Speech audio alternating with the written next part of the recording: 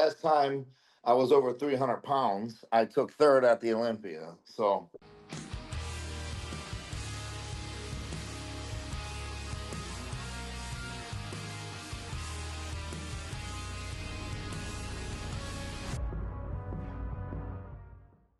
What's up guys and welcome. You are watching Fazi Fitness. So let's start this video with one of the most influential bodybuilder of this era. A retired 6 times Olympia champion in classic physique, Chris Bumstead.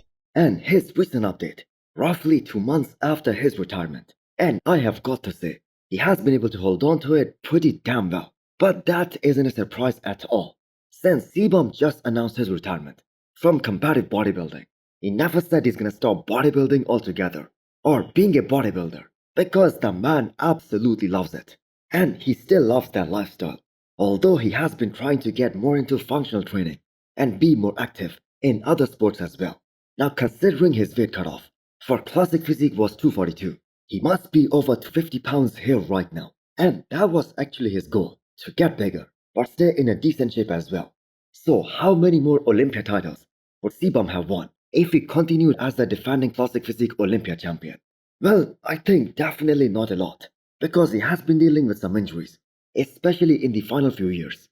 And his last Olympia, and his victory last year, that wasn't as dominant as the previous ones. Plus, if cbum ever decided to come back, let's say a couple of years from now, which he surely can as the man is just 29 years old, the chapter of classic physique that has ended for him for good, and the comeback will most probably gonna happen in the men's open bodybuilding.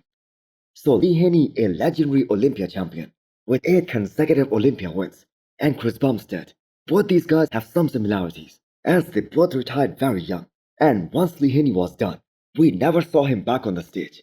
So we will see what the future holds for Chris Bumstead. Next up, we have a 16.5 weeks out physique update from the mutant Nick Walker. So the man is obviously one of the favorites to win this upcoming Pittsburgh Pro, and that is based on his performance, where an off version of Nick Walker was able to beat Martin Fitzwater, and that was at the New York Pro last year. And also the fact that Derek hasn't officially confirmed that he's going for this upcoming Pittsburgh Pro. Now Nick Walker seems to be extremely confident about the starting weight for this prep, which was 302 pounds, and that was last week. And if we just take out his performance from last year's New York Pro, Nick Walker has been one of the most consistent guys in the men's open for the past 3 or 4 years. Obviously, it seems to be going good, seeing that you're 302 pounds this morning. I'll say this: last time I was over 300 pounds, I took third at the Olympia. So I expect a good year this year. And 17 weeks of prep. That is plenty of time to get absolutely bone shredded and freaky as well, which obviously is the best combination for a guy like Nick, because we all know Nick Walker isn't a shape guy, and the man is certainly going for size, especially as far as this upcoming Pittsburgh Pro is concerned. We all know he isn't going to beat a guy like Martin or Derek Linford on the shape and the aesthetics, so he has to stick to his strengths.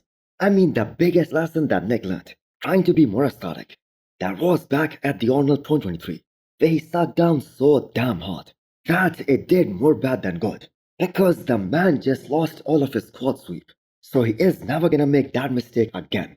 I guess the Olympia 2022, or his first ever Arnold back in 2021, they are the looks that he must be aiming to bring back, because both those looks had a nice combination of everything: size, conditioning, and freakiness. The former Miss Olympia Derek Linford was started training with the famous Brazilian trainer, and that is Fabrico, who also trains Good Vito, and also some classic physique athletes. And all of those guys made it to the Olympia stage last year. So is Chris Cormier training Derek, or is Fabrico his trainer? Well, the answer is, he's trying to get knowledge from everywhere.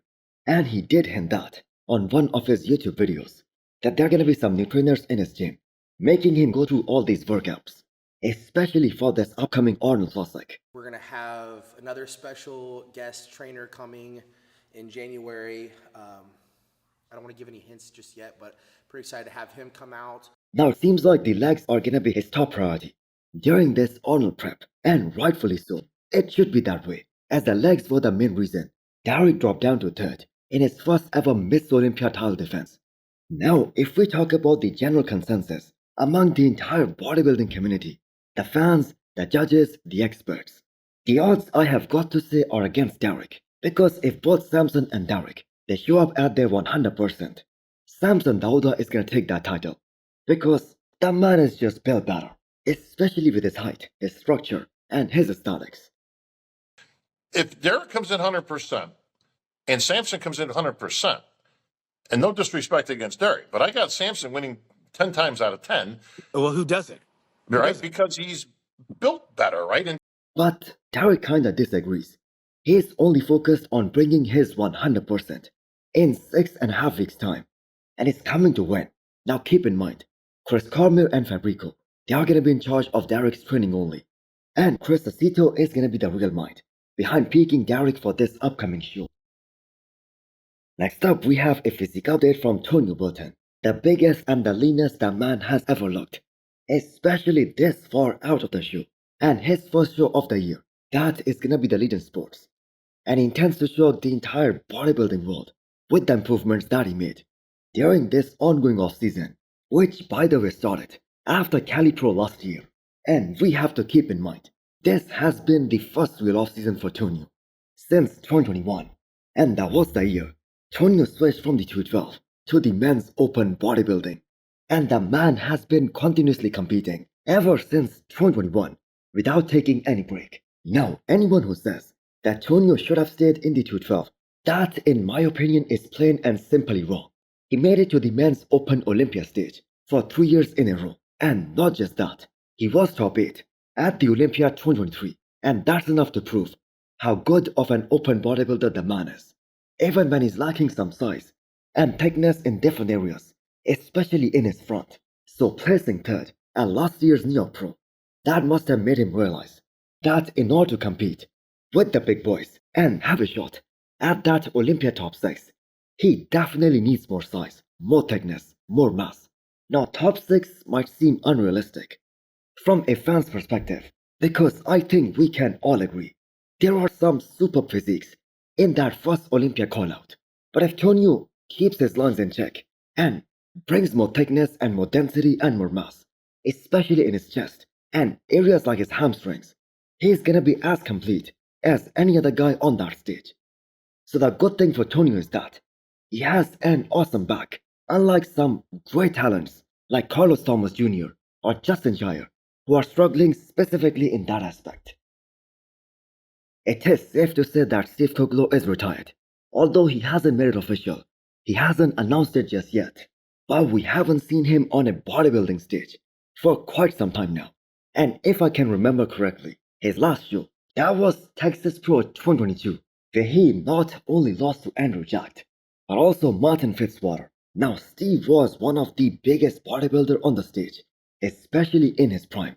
As you guys can see the size on that man when he is up on that stage, next to the beast, like Rolly Winkler as well, and Andrew Jack too.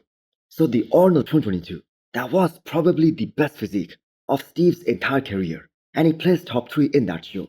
Now in my opinion, the biggest hurdle that Steve faced in his career was that he never had enough separation and detail, especially in his quads, although he was ripped to the bone.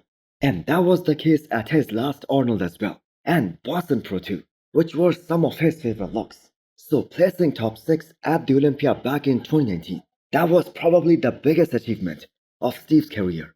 Now he is a bit downsized right now, but the man is in a great shape for a retired bodybuilder. So hit the thumbs up button if you liked the video, and smash the subscribe button if you wanna come back for more. Thanks for watching.